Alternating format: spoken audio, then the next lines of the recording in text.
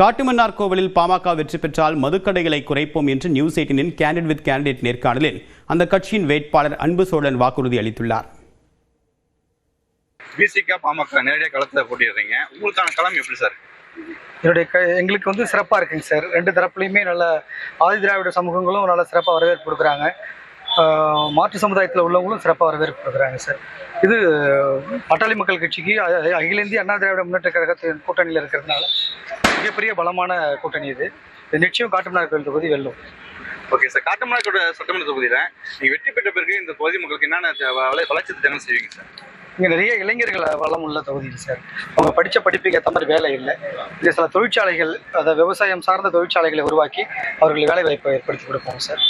அது போதாக்குறைக்கு மதுக்கடைகளை நிறைய மக்கள் குடியிருப்பு பகுதியிலே இங்கே நிறையா வச்சுருக்காங்க சார். இந்த மதுக்கடைகளை நாங்கள் எங்கள்கிட்ட பதவிகள் இல்லாத காலத்திலே நாங்கள் நிறைய மதுக்கடைகளை அகற்றியிருக்கோம். இப்போ அண்ணன் எடப்பாடி அண்ணா ஆட்சி வரும்போது பாட்டாளி மக்கள் கட்சியோட நீண்ட நாள் கோரிக்கையை மது இல்லா உலகம் தமிழகம் உருவாக்குறது தான். அதையும் நாங்கள் இதை முன் வைப்போம் சார்.